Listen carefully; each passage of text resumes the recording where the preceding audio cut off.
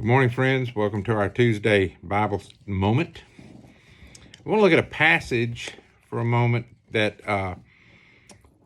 we find in Paul's letter to the church at Ephesus. So in the 4th chapter of Ephesians, in verse 29, Paul writes to them, "Let no evil talk come out of your mouths, but only what is useful for building up as there is need, so that your words may give grace to those who hear." And that's from the NRSV. So, what is Paul warning the Ephesians against in this passage? What constitutes evil talk? Well, obviously, foul languages, curse words. They're, of course, evil talk. And only a fool would try to argue that cussing is not using evil language. And yet, I grant you, there are a whole lot of foolish people here in the world who, try to do exactly that. I've had conversations with other pastors who, in the past have been of the mind that, well, we need to, really use the same language as the people out there do so that they can truly relate to us. And my argument is, no, we should be doing exactly the opposite. We're supposed to be showing them how Christ cleans that up in our lives, not that we're no different than they are. Christ is supposed to make a holy difference, a righteous difference, a cleansing difference in our lives.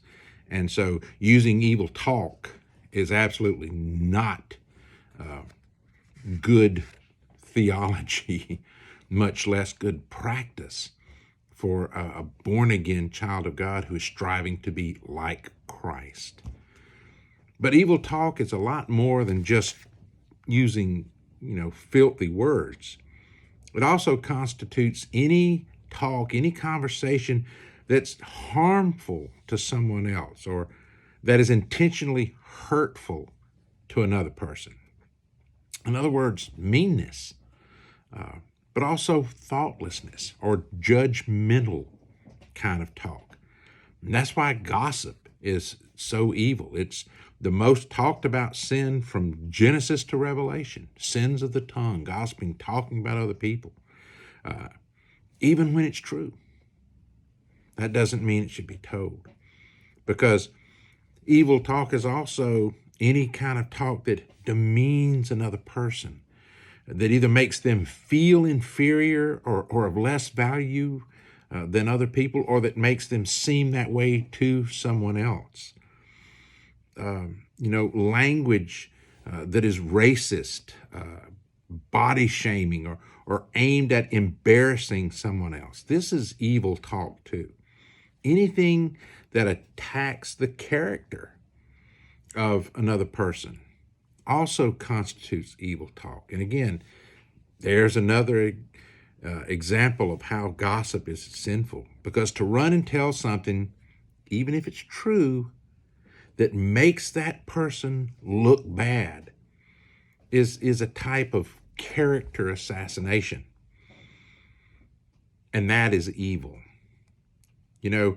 Remember the passage of Scripture where the woman was caught in the very act of adultery, and they hauled her out of the bed and rushed her in front of Jesus in order to force him to condemn her.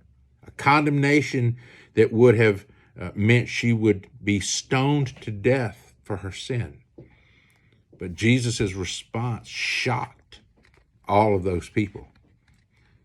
What he told them was, "Let the one among you who is without sin cast the first stone at her." And one by one, they all dropped their rocks and walked away. You see, we all have something, maybe many things in our lives that would make us so ashamed or embarrassed if everyone knew. The old saying, people in glass houses should not throw stones. Well, That's all of us. We're all sinners. None of us are perfect.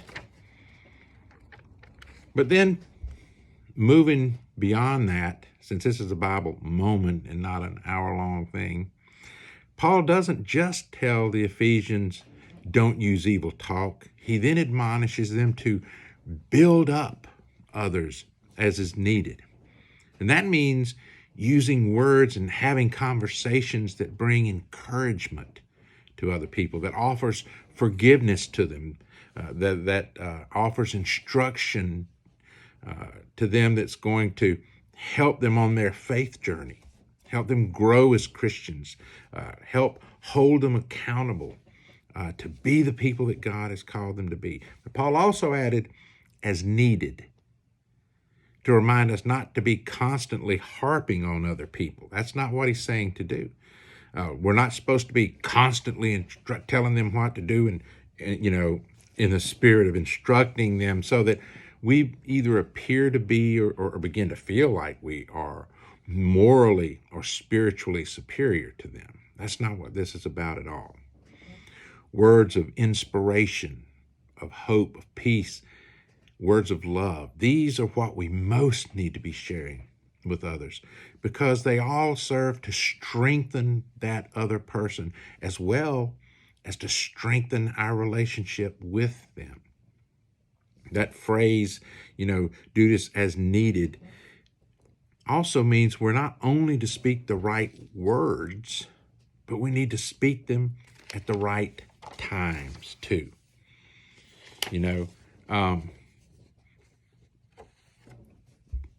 The reason for all of this is explained in the last part of that statement that Paul made. So that your words might give grace to those who hear them. Oh, wouldn't that be wonderful if all of our communication was intended to do that, if we really stopped and thought about what we were going to say, who was going to hear it, the situation that we're in as we're saying those words, and how that person is liable to perceive what we're trying to tell them. How much suffering we could avoid, how many friendships could be repaired and grown, how many marriages could not only be saved but be enriched and strengthened if we would become intentional to use only grace-filled words, to make sure that our conversation was intended to heal, to encourage, to inspire, to promote hope and goodwill and love with the people that we're conversing with. And don't forget, too, that your tone of voice is almost as important as the words that you choose. Jesus told us, out of the treasure of the heart, the mouth speaks. So make sure that your heart is full of love and forgiveness and compassion before you speak. And then let that love come through in all of your conversations. Let the prayer of the psalmist in Psalm 19:14 be the one that's constantly on your mind. Let the words of my mouth and the meditation of my heart be acceptable in your sight, O Lord, my strength and my Redeemer. Sola Gracia, friends.